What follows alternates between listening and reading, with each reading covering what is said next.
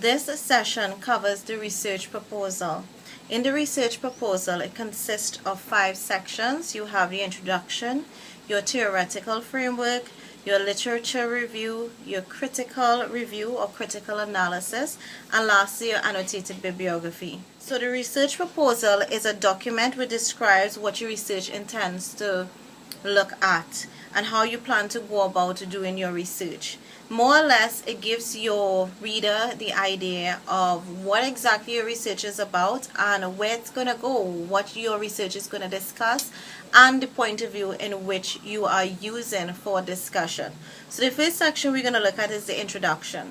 So the introduction of your research proposal contains your statement. One, the statement or the problem being researched. So you need to state that.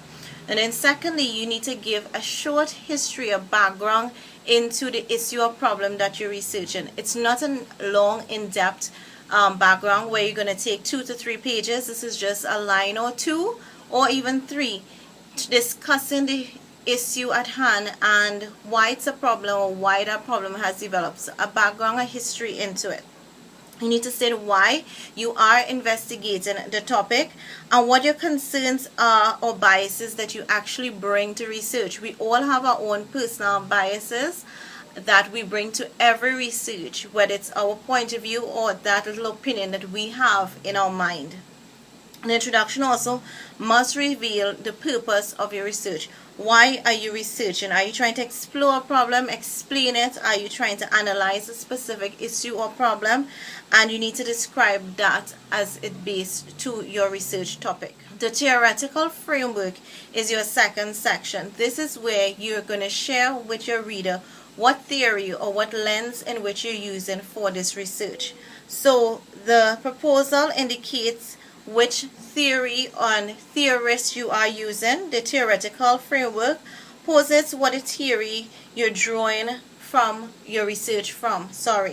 It provides the reader with the focus of your research paper and it determines the mental lens in which you see your research topic.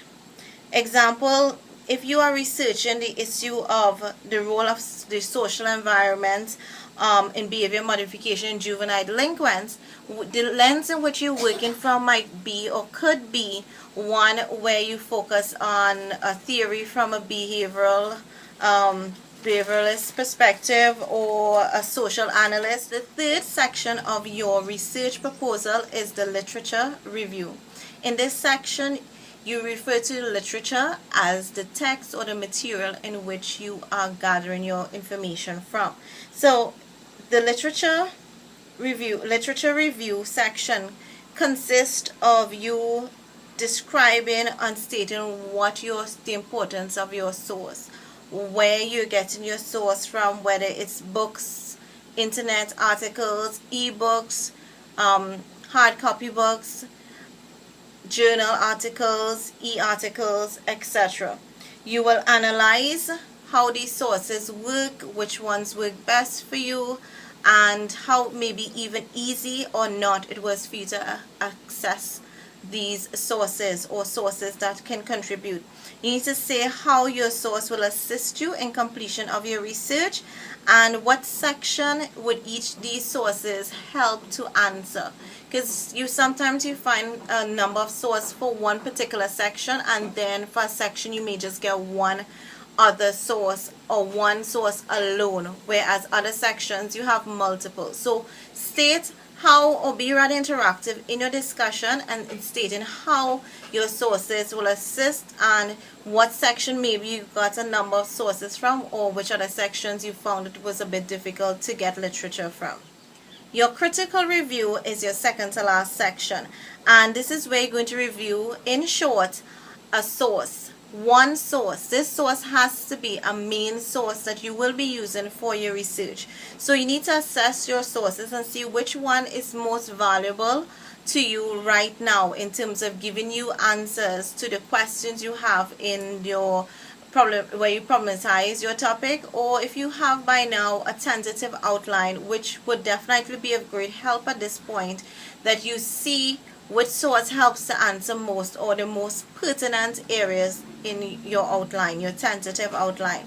So your critical review consists of a section on top that says full documentation of your source. You will be documenting based on your documentation style, whether it's MLA, APA, you're going to do that on the top. So you have the documentation, which is using the APA or MLA, and then the next section is a biographical disposition of your author, a brief biography of your author, works that they have done previously, work that they're working on, research that they're working on, have they co-authored with others, what are the books, articles, research that they have done, how current their research is or their review is. So that's just a little biography of the author or authors. Next section will be a summary of the content of the source, which in itself is about a paragraph in length. Then you have in the other paragraph, you state how the source contributes to your research paper, how this source, so this is just about a line or two about the significance of that particular source. Still within this paragraph, you're going to state how the author's position stand in terms of its recency and currency. How recent is the issues are being presented, and are they current issues in society? Are they ones that are ongoing currently in society? You're answering things like, what are the prevailing ideas that compete with this particular position taken by your author? And then are there other authors who are of the same opinion or view that is being presented in this source? And lastly, within the same paragraph, you're going to state your evaluation of this source. Do you think that sufficient areas were covered in this particular source or article or book? And your overall appreciation to the contribution of this source. What do you think? Is it, would you recommend someone to read this particular article or book? I definitely suggest for this section that you look at an article or a chapter within a book as against a whole book, because it's very difficult to critically analyze a whole book in this short period of time. So an article from a journal or e-journal or a chapter within a book is generally what I would personally recommend. The last section in your research proposal is the annotated bibliography. The annotated bibliography consists of 6 sources. Usually it's about 10 sources. In this case, it's 6 sources. And it actually follows the critical review. So the format for it is, you have the documentation on top, then you give a 3 to 4 line summary of the content of the source, so 3 to 4 lines summary, and then you need to give a 2-line insight as to how this particular source contributes to research paper. So you have your 6 sources.